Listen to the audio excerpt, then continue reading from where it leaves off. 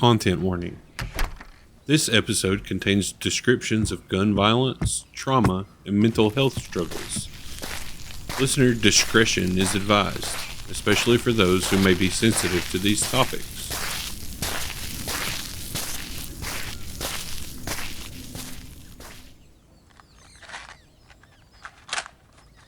Welcome to Mountain Fire, where stories ignite, faith refines, and the fire doesn't destroy, it heals. I'm your host, Matt Culbertson.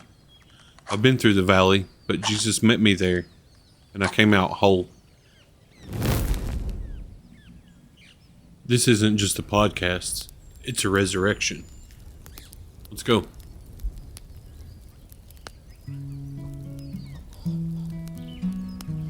Welcome back.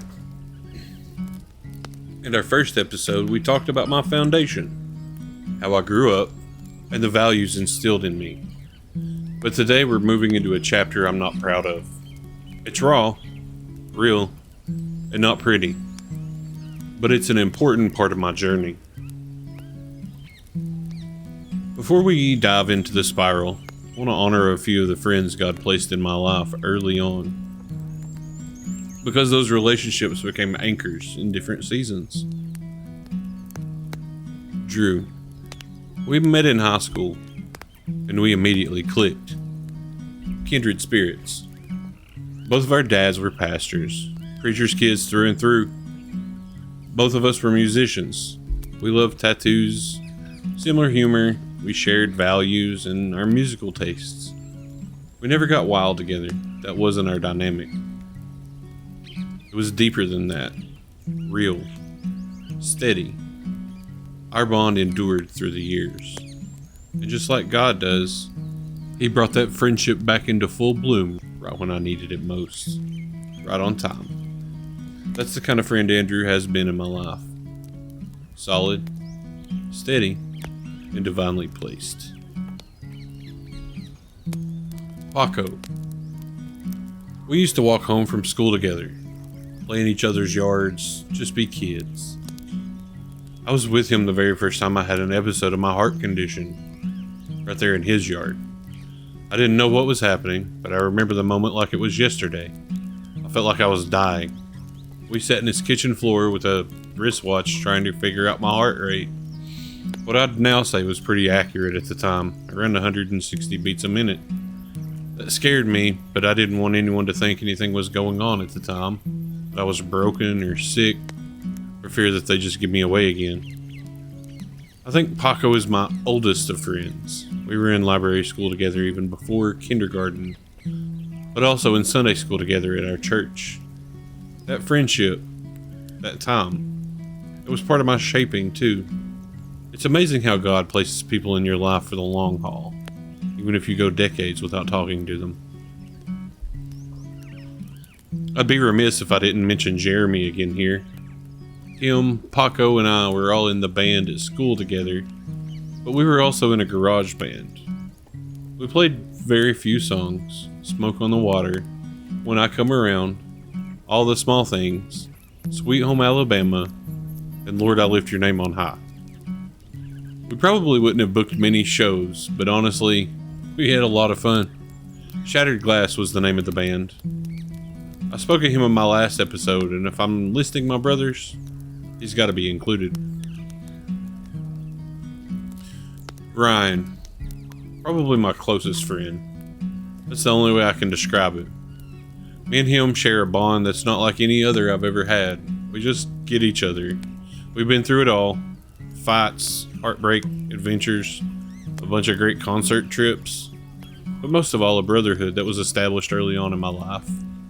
We've had a lot of fun, but he's still steady as ever. Always there, always willing to help, and always just a phone call away. Whether it was music or just life, we always found a rhythm together. Ryan's the kind of guy who could hype you up or call you out, depending on what you needed, and both came from the same place: love. He's been a part of so many moments in my story, and I thank God for placing someone like that in my life. Loyal, honest, ride or die, and yep, another preacher's kid. We understood each other from day one. Wes, our adventurous one. I'll never forget the time him and Ryan jumped his truck at high school while I was standing there filming it. That was him, fearless and bold. Meanwhile, I was always the cautious one, the guy behind the camera, shaking my head and laughing. But the energy, that boldness, it added something wild and unforgettable to our crew. Wes was always pushing the edge. He was always one of us. He was also an athlete, and I always admired his dedication on the field, his work ethic, his fire. I loved him through everything: loss, grief, misunderstandings, and plenty of great memories and adventures. But above else, our friendship has endured. We still video call each other and talk about racing and music and our kids when we can. That bond's never faded, and I love this man like a brother too. Okay, here we go. There's a way that seems right to a man, but its end is the way to death. Proverbs 14:12.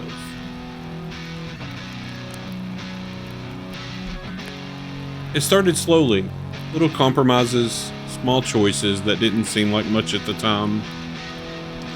Eventually these decisions piled up, pushing me further from the beliefs that I grew up with. I began hanging out more with certain groups, chasing acceptance, and seeking thrills that led me to partying and rebellion. A lifetime of walking down a dark and lonely road. The first time I smoked weed, I was in a trailer full of strangers. I'd gotten a new job my senior year of high school. We just all finished our training class. It was a big call center here in town. A bunch of people in the class wanted to have a party to celebrate, so naturally, I obliged.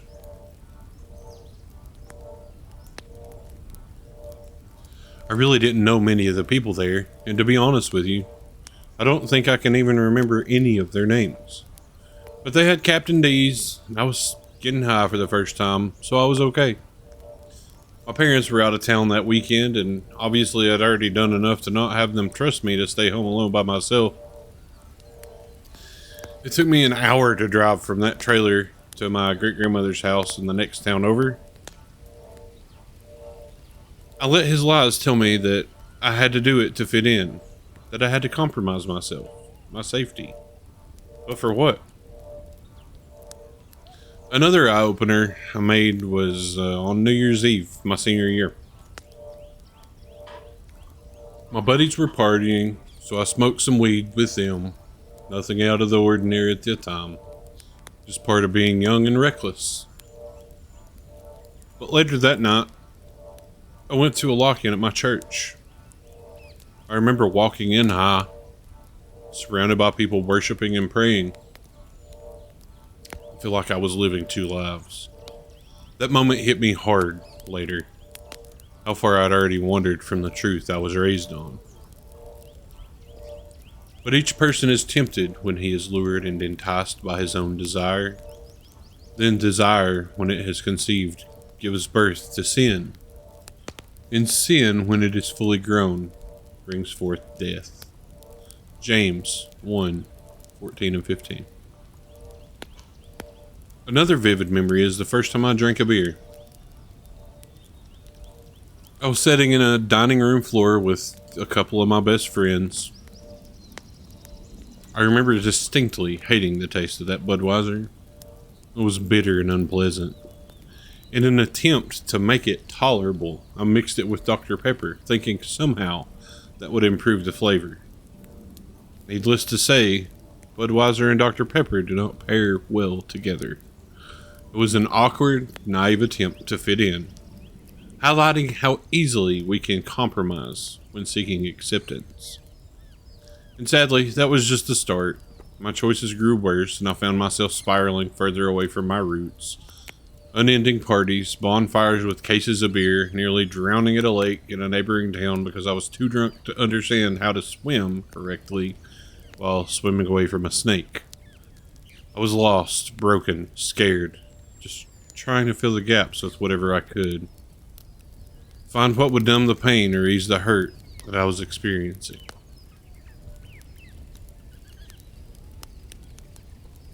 I started my 20s with a milestone that made me feel like I was finally stepping into adulthood. I bought my first brand new car on my own. A 2006 Chevy Cobalt. Bright red. 2-door. Man, I thought I was cool. The thing was my pride and joy. It wasn't just a car, it was a statement. A symbol of independence. Of stepping into what I thought I wanted to be. But right after that, things took a turn. I started having some strange medical symptoms. My heart would race and I felt off, like I was talking about earlier with Paco. I went to the doctor and quickly was diagnosed with Wolff-Parkinson-White syndrome. It's a rare electrical condition in the heart that causes rapid heartbeats and can lead to serious complications if untreated. Basically, my heart had an extra electrical pathway that was short-circuiting the normal rhythm. I didn't even know what that was at the time, but I knew something had shifted. It was like the road ahead wasn't going to be as smooth as I thought. Not long after the diagnosis, I was scheduled for surgery. Fast. It all happened so quickly. I remember sitting in the hospital, signing the paperwork. The kind that basically says, hey, this might not work. You could end up needing a pacemaker. You could die. I was scared, man. Scared in a way that I hadn't felt before. The surgery itself felt like it took forever. And in the middle of it, somehow, I woke up. They were shocking my heart to map out the electrical patterns, trying to find the exact spot to ablate. I could hear them talking. I felt it. Then I went under again. But not before I spoke. I remember hearing the doctor ask one of the scrub nurses for something. And in my half-consciousness state, I said, I'll get it for you. The whole room paused, and they quickly worked to put me back to sleep. Before they did, they warned me not to move, not a single twitch. Could have punctured the wall of my heart. That shook me. The reality of how close everything was to disaster hit hard. That moment, it stuck with me. Not just because it was terrifying, but because it reminded me just how fragile life is, and how much we take for granted until we're lying on a table, completely helpless. And to really show how much I didn't care, or maybe how disconnected I was from the seriousness of it all, when I got home that night right after surgery, the doctors had warned me. Told me to eat healthy, watch my blood pressure, change my diet, take it easy. But instead, I went straight to Huddle House and ordered a big old burger and some fries, like nothing had happened. I didn't hesitate. I just wanted to feel normal again. I wanted comfort. And that night, that comfort came greasy and fried, served with Dr. Pepper. I met her on MySpace. She was everything I ever thought I wanted. We met when we were both 20. She got pregnant. My son was born in December of 2008. What begun before he was even born was a battle that I fought longer than I should have ever had to. I just wanted to be a dad at that point. I didn't require a lot, but man, it was tough. Me and her shared custody of him for the first couple of years of his life, and everything was tolerable. She moved states several times and didn't really make it easy on me to see my son. I did what I had to do, put a lot of miles on a lot of vehicles too. But what happened when he was only 4.5 months old would dismantle the entire foundation of my life. I got a new job selling insurance door to door, traveling across the state, meeting people and just being my normal friendly self. It was a big world and I was making some decent money for myself. I thought I'd found my career. I traveled around the country a bit for training with this new company and was doing pretty well from the start. I got some company-wide recognition and a few awards and was looking at taking on a leadership role very soon. For what will it profit a man if he gains the whole world and forfeits his soul? Matthew 16:26. It was a Thursday, May 8th, 2008. I was hours from home, Brunswick County, Virginia. My son was just a few months old, brand new to the world. I was barely 21, still trying to figure out how to be a man and a father all at once. That day changed everything. I didn't know when I got in my car that morning that I was driving straight into a nightmare. I was just doing my job, driving from house to house, collecting insurance premiums and offering them the latest and greatest of accident coverage, cancer policies, and whatever else the company let me sell to these people. I pulled up to a scene I'll never forget. A man, armed, crouched behind a wrecked car beside the road, in the process of what I'd soon witness of murdering 2 other men. And then as I came to a stop to get out of my car to offer help, he stood up and started firing at me. There was nowhere to go. I had no gun, no protection, just instincts. I did the only thing that I could think to do. I played dead. I slumped over, still and silent, as bullets ripped past me. One ricocheted. I didn't know it at the time, but there was a bullet fragment in my arm. I didn't even feel it at first. Adrenaline had taken over. Only when I left the sheriff's office that evening after being with the sketch artist for what felt like hours did I realize that I had an open wound and dried blood all down my arm, under my dress shirt. No weapon that is fashioned against you shall succeed, and you shall refute every tongue that rises against you in judgment. Isaiah 54:17. Later I dug that lead out myself, with nothing but a pair of tweezers and a leather belt between my teeth. It was hardly anything. I assumed a ricochet off of something, but I was close enough. And yeah, I got the idea from the Boondock Saints. One of my favorite movies at the time. Thought I could be a tough guy. I didn't realize I'd be sealing in more pain than I could ever have imagined. That moment, that single day, it started a spiral I couldn't stop. I got my concealed carry permit not long after that, bought a pistol, never left the house without it. I was scared all the time, always watching over my shoulder, always assuming the worst. I lived in constant state of hypervigilance. I couldn't sleep, I couldn't relax, couldn't trust anybody. I became obsessed with protecting everyone I loved, even when there was nothing to protect them from. It wasn't just fear. It was trauma, eating me alive from the inside out. That was the seed of what would later be diagnosed as PTSD, but back then I didn't know what that was. All I knew that I was broken. That something inside me had changed, and I didn't know if I'd ever come back from it.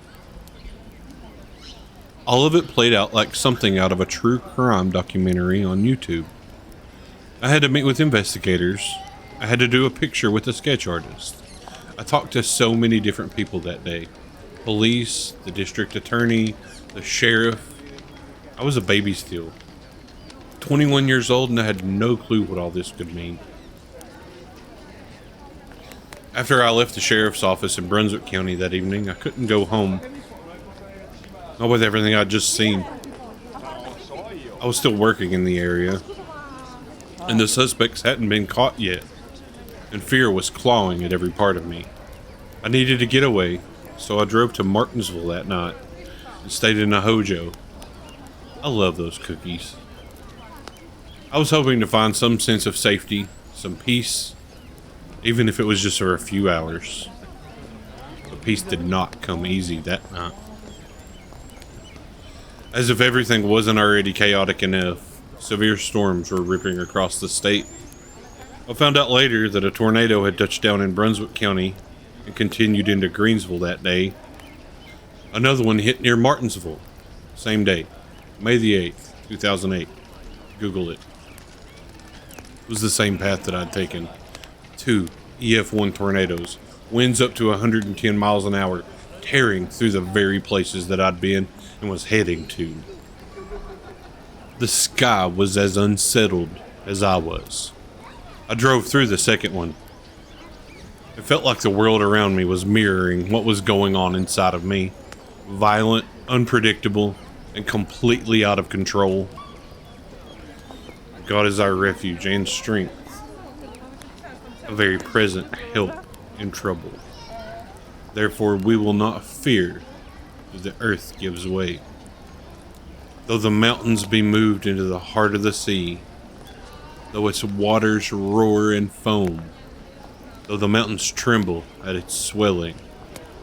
Psalms 46, 1-3. The very next day I had to drive to Roanoke to sit down with the sheriff and go through a photo lineup to try to identify the shooter. I was terrified. They knew what my car looked like. They knew my face. I lived every day in fear that someone would come looking for me to finish what had started. I was constantly looking over my shoulder, everywhere, all the time. Once they were caught, everything started back up. The fear, the memories, it all came crashing back full steam again, and I didn't know how to talk about any of it. Still, I testified in court, faced the aftermath head on. Both of the men involved were convicted and are still serving time in prison to this day. But the state never once talked to me about trauma.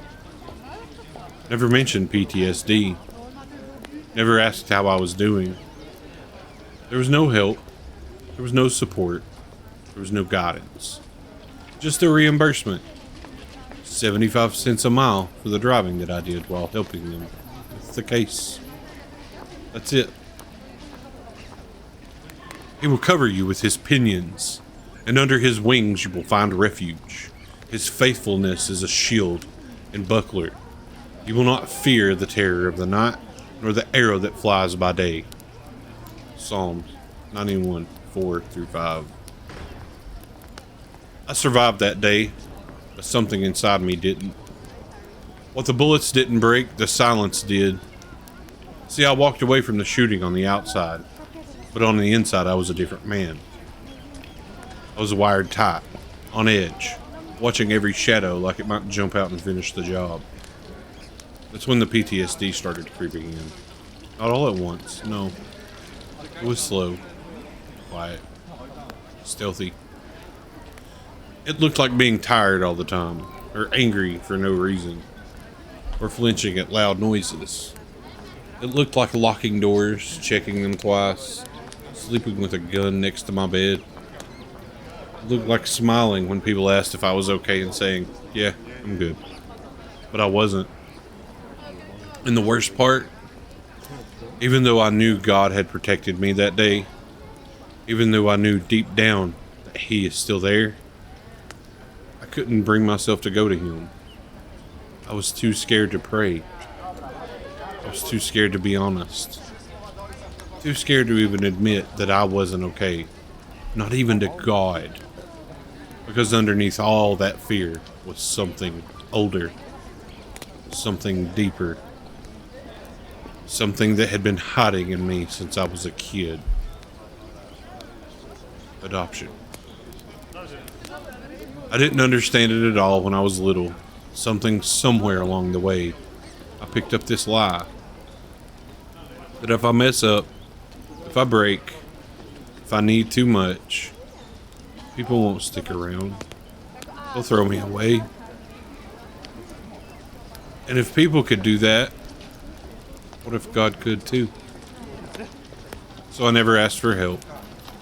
I never let anyone in. I carried the pain by myself, even though it was killing me from the inside out. Because I thought if I told someone, if I told God, I'd lose them too. For when I kept silent, my bones wasted away through my groaning all day long. For day and night your hand was heavy upon me. My strength was dried up as by the heat of summer. Psalm 32, 3-4. There's another story I have to tell. One that I've held close to my heart for a very long time. I have another daughter.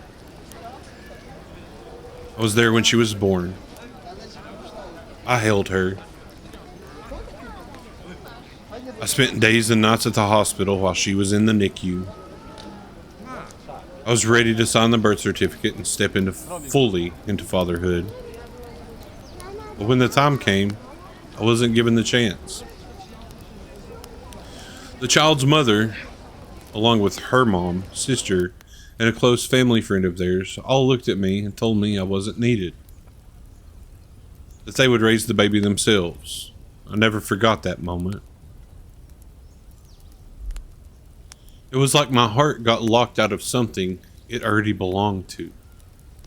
I'd stopped by the room to see if anybody wanted anything from Crystal before I went and got myself some lunch. There was no explanation that made sense, no reason that justified the pain, and I didn't have the backbone to push back at the time. I just swallowed it and kept moving. But that kind of loss doesn't go away. It follows you, quiet, heavy, unresolved. But the double homicide had already happened. My mindset wasn't there. And I'll be the first to admit, I didn't always make the right decisions. But despite everything, I knew in my heart I deserved to be that child's father. I wasn't perfect, but I showed up, was present, was ready. When I left the hospital that day, broken, dismissed, and confused, I didn't go home. I got in my car and drove to a parking lot and just sat there, crying for hours. That kind of pain, it doesn't come with instructions. So I did the only thing that I could think to do. I called someone I deeply respected, a relative who had played a pivotal role in my adoption.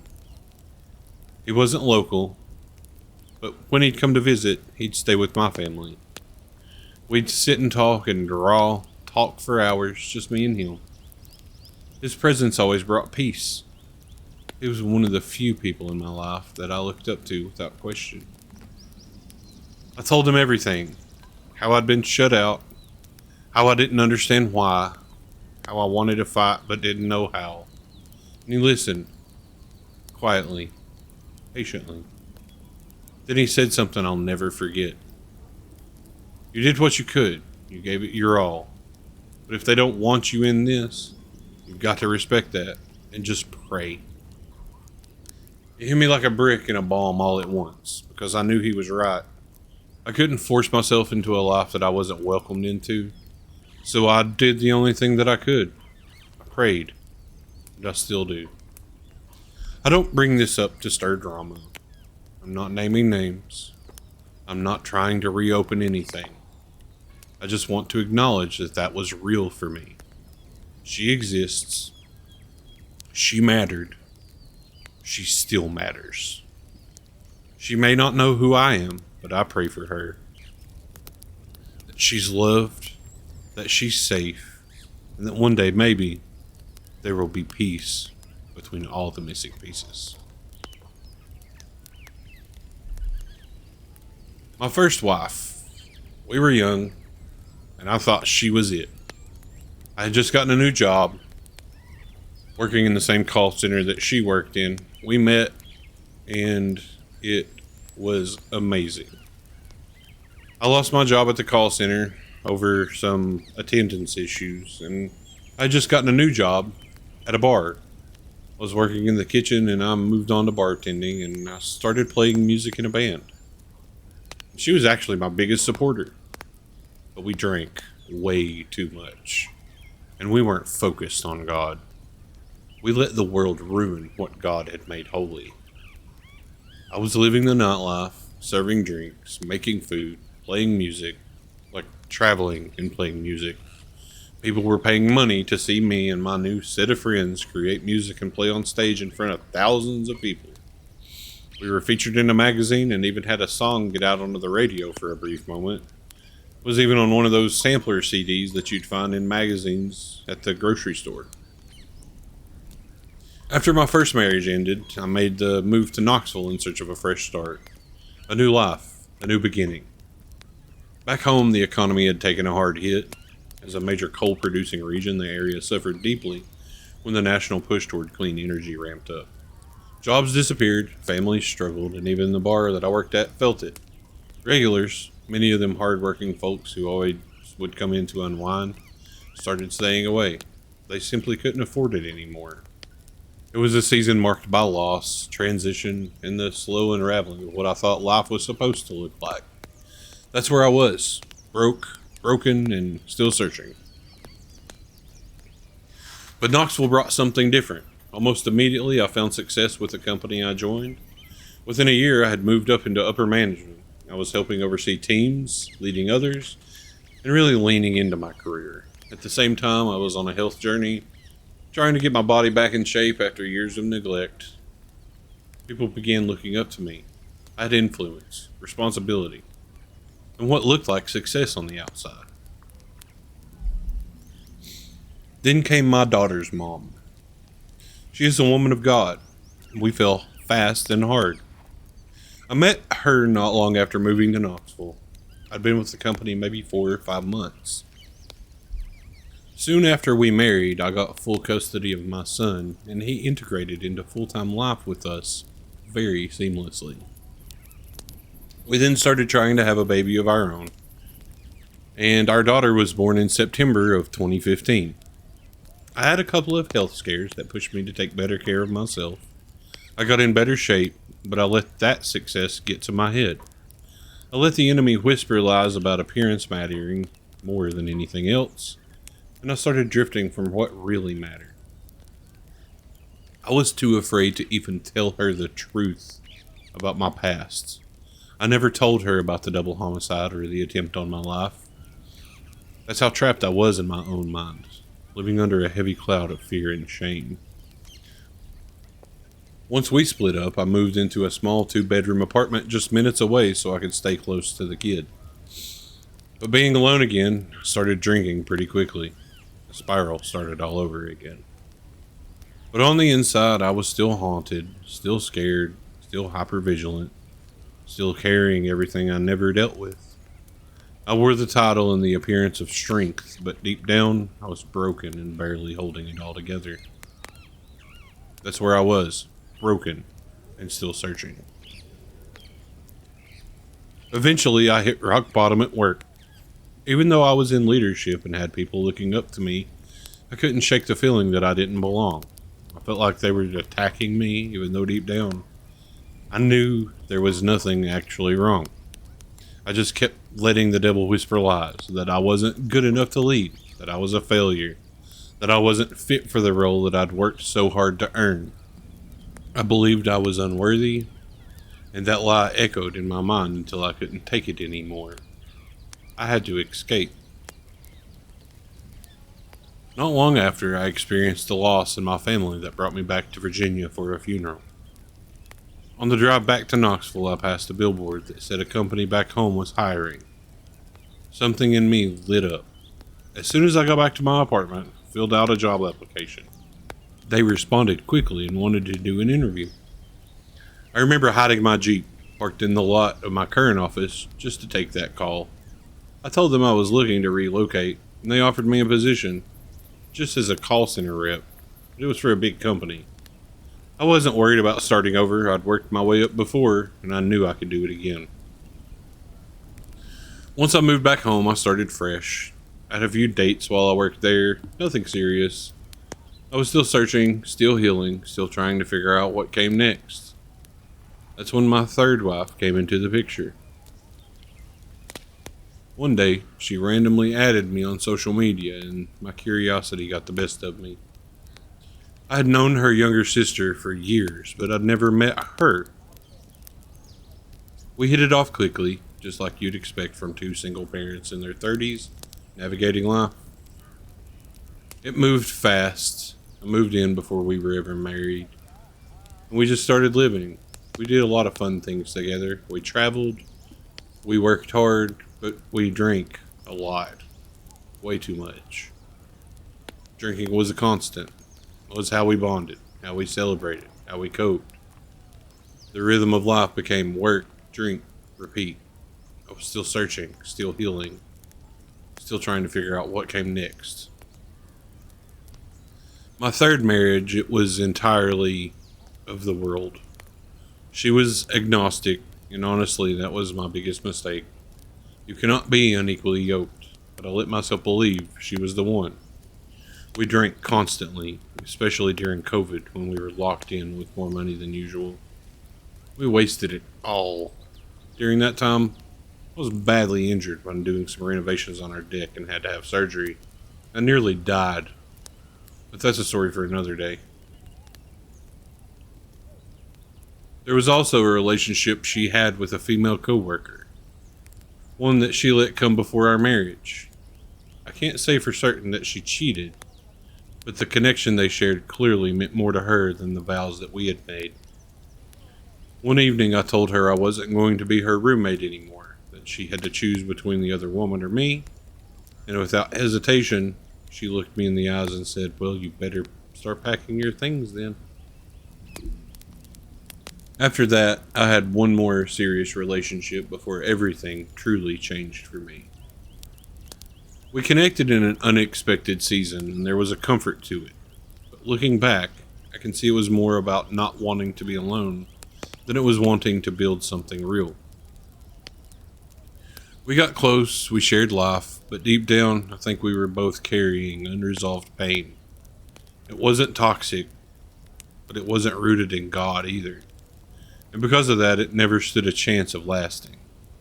That season reminded me just how easy it is to settle for connection when you're really craving healing. I met someone who was a sweet, non-church attending Christian mother of 3, a single mom, a survivor of emotional abuse in her previous marriage. I didn't realize how fresh her wounds still were when we started dating. It followed the same pattern, fast, passionate, and full of hope. I moved in quickly and we tried to build a life together. We even moved into a bigger house, one big enough to hold all 5 of our combined children.